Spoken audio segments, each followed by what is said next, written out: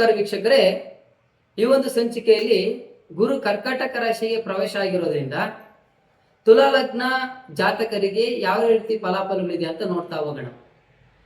ಅದರಲ್ಲೂ ಗುರು ಯಾವ್ಯಾವ ಸಮಯದಲ್ಲಿ ಯಾವ ರೀತಿ ಇರ್ತಾನೆ ಅನ್ನೋದು ಮೊದಲು ನೋಡ್ಕೊಬೇಕು. ಗುರು ಈ ವರ್ಷ 2/6/2026ರಿಂದ 31/10/2026ವರೆಗೆ ಗುರು ತನ್ನ ಉಚ್ಚ ಸ್ಥಾನವಾದಂತ ಕರ್ಕಾಟಕ ರಾಶಿಯಲ್ಲಿ ಸ್ಥಿತನಾಗಿರ್ತಾನೆ. ಆ ಫಲಾಫಲಗಳು ಇರುತ್ತೆ. ಅದೇ 31/10/2026ರಿಂದ 24/1/2027 ಈ ಒಂದು 86 ದಿನಗಳ ಕಾಲಘಟ್ಟದಲ್ಲಿ ಗುರುಗ್ರಹವು ಸಿಂಹರಾಶಿ ಪ್ರವೇಶ ಆಗ್ತಾನೆ. ಆಗ ಫಲಾಫಲಗಳು ಬೇರೆಯಾಗಿರುತ್ತದೆ.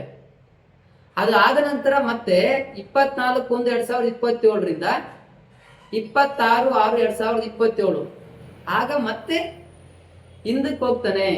ಗುರು ಮತ್ತೆ ಕರ್ಕಾಟಕ ರಾಶಿಗೆ ಹಿಂದಕ್ಕೆ ಹೋಗ್ತಾನೆ. ಆಗ ಫಲಾಫಲಗಳು ಯಾವ ರೀತಿ ಇರುತ್ತೆ ಅಂತ ನೋಡೋದಾದ್ರೆ, ತುಲಾ ಲಗ್ನಕ್ಕೆ ಕರ್ಕಾಟಕ ರಾಶಿ 10ನೇ ಸ್ಥಾನಕ್ಕೆ ಬರ್ತದೆ. 10ನೇ ಸ್ಥಾನದಲ್ಲಿದ್ದಾಗ ತುಲಾ ಲಗ್ನದಿಂದ ಗುರುವಿನ 10ನೇ ಸ್ಥಾನದಲ್ಲಿ ಕರ್ಕಾಟಕ ರಾಶಿಯಲ್ಲಿ ಇರೋದ್ರಿಂದ ಉದ್ಯೋಗದಲ್ಲಿ ವಿಳಂಬ ಆಗ್ತಕ್ಕಂಥದ್ದು. ಯಾರು ಕೆಲಸ ಸಿಗ್ತಿಲ್ಲೋ ಅವ್ರ ಕೆಲಸ ಮತ್ತೆ ಹುಡ್ಕಕ್ ಹೋದ್ರೆ ಆ ಕೆಲಸ ಮತ್ತೆ ಪೋಸ್ಟ್ಪೋನ್ ಆಗ್ತಾ ಹೋಗ್ತದೆ. ಇನ್ನೇನು ಕೆಲಸ ಕೊಟ್ಬಿಟ್ರು ಅಂತ ಹೇಳ್ತೀರಾ, ಮತ್ತೆ ರಿಜೆಕ್ಟ್ ಆಗಿ ಕಳಿಸ್ತಾ ಇರ್ತಾರೆ. ಅಥವಾ ಯಾವುದೇ ಒಂದು ಕೆಲಸ ಕಾರ್ಯಗಳಲ್ಲಿ ನಿಮ್ಗೆ ಸ್ಯಾಟಿಸ್ಫ್ಯಾಕ್ಷನ್ ಇರೋದಿಲ್ಲ. ಕೆಲಸ ಇದು ಮಾಡೋದ ಮತ್ತೆ ಬೇರೆ ಕೆಲ್ಸಕ್ಕೆ ಹೋಗೋದ, ಆ ರೀತಿ ನಿಮ್ಗೇನೆ ದ್ವಂದ್ವದಲ್ಲಿ ಸಿಕ್ಕಾಕೊಂಡಿರ್ತೀರಾ. ಈ ಒಂದು ಕಾಲ ಶುಭ ಸಮಯವಲ್ಲ. ರಾಜ ವಿರೋಧಿ ಆಗ್ತೀರಾ. ಸಮಾಜದಲ್ಲಿ ರಾಜ ವಿರೋಧಿ ಅಂತಂದ್ರೆ ನಿಮ್ಮ ಗ್ರಾಮದಲ್ಲಿ ಮೆಂಬರ್ಗಳು, ಅಧ್ಯಕ್ಷರು ಅಥವಾ MLA ಇಂಥವ್ರ ಹತ್ರ ಅಥವಾ ದೊಡ್ಡ ದೊಡ್ಡ ವ್ಯಕ್ತಿಗಳ ಹತ್ರ ನೀವು ಎದುರಾಕೊಳ್ತೀರಾ. ಅವ್ರು ನಿಮ್ಮನ್ನ ತಪ್ಪಾಗಿ ತಿಳ್ಕೊಳ್ಳೋಂತ ಒಂದು ಸಮಯ ಇರುತ್ತೆ. ಸ್ವಲ್ಪ ಇದನ್ನ ನೋಡ್ಕೊಂಡು ಅವ್ರ ಹತ್ರ ವ್ಯವಹಾರನೆ ಮಾಡದಿರೋದು ತುಂಬಾ ಉತ್ತಮ. ಅವ್ರೇನ್ ಮಾಡ್ತಿದ್ರು ಮಾಡಿ, ನಿಮ್ಮ ಮನೆ ಬರ ನಿಮ್ ಕರ್ಮ ಏನೋ ಮಾಡ್ಕೊಳ್ಳಿ ಅಂತೇಳಿ ಈ ಒಂದು ವರ್ಷ ನೀವು ಯಾವುದೇ ಅಂತ ರಾಜವಿರೋಧಿ ಕೆಲಸಕ್ಕ ಕೈ ಹಾಕ್ಲೇಬಾರದು. ಅದರಲ್ಲೂ ಸರ್ಕಾರಿ ಮತ್ತು ಕೋರ್ಟು ನ್ಯಾಯಾಲಯಗಳಲ್ಲಿ ನಿಮ್ಗೆ ಈ ಒಂದು ಕೆಲಸಗಳಿಂದ ಹಣದ ಅಡಚಣೆ ಹೆಚ್ಚಾಗ್ಬೋದು.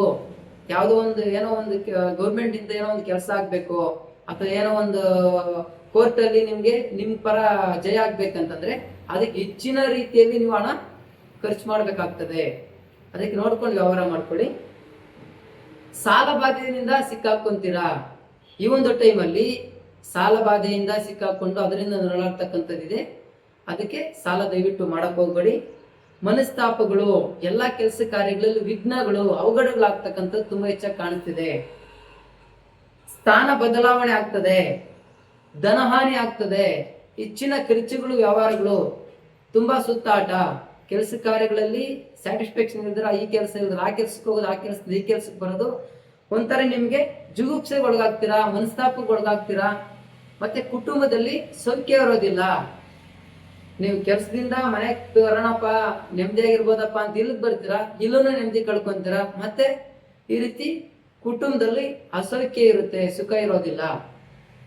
ಈ ತರ ಎಲ್ಲ ಇರ್ತದೆ. ಹಂಗಾಗಿ ನಾವು ಏನ್ ಮಾಡ್ಬೇಕಪ್ಪ ಅಂತಂದ್ರೆ ಈ ಒಂದು ಸಮಯದಲ್ಲಿ ಗುರುಗಳಿಗೆ ಶಾಂತಿ ಮಾಡ್ಕೊಬೇಕು.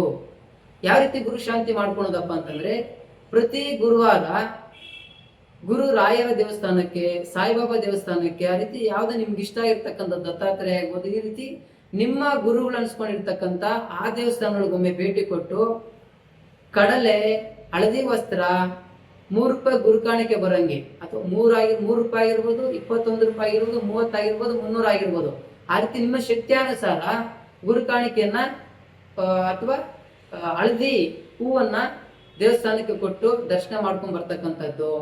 ಅಥವಾ ನಿಮ್ಮ ಉದ್ಯೋಗ, ನಿಮ್ಮ ವ್ಯವಹಾರ ಮಾಡ್ತಿರೋ ಜೊತೆಯವ್ರಿಗೆ ಅಥವಾ ನಿಮ್ಮ ಸಹೋದ್ಯೋಗಿಗಳಿಗೆ, ನಿಮ್ಮ ಪಾರ್ಟ್ನರ್ ಆಗಿ ಕೆಲಸ ಮಾಡ್ತಿರೋರಿಗೆ ಗುರುತತ್ವ ಇರ್ತಕ್ಕಂಥ ಪದಾರ್ಥಗಳು ಅಥವಾ ಹಣ್ಣು ಹಂಪಲುಗಳನ್ನ ದಾನ ಕೊಡ್ತಕ್ಕಂಥದ್ದು.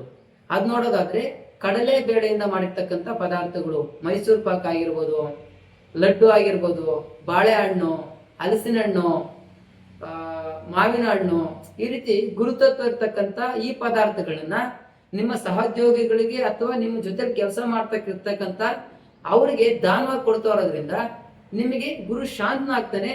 ದೊಡ್ಡ ಅವಘಡಗಳು ಆಗತಕ್ಕಂಥದ್ದನ್ನ ತಪ್ಪಿಸಿ ಕಡಿಮೆ ಆಗೋದನ್ನ ನೋಡ್ಬೋದು. ಅಂದ್ರೆ ನಿಮ್ಮ ಜಾತಕದಲ್ಲಿ ಇರ್ತಕ್ಕಂಥ ಗುರುನ ನಾವು ಚೇಂಜ್ ಮಾಡಕ್ಕಾಗಲ್ಲ.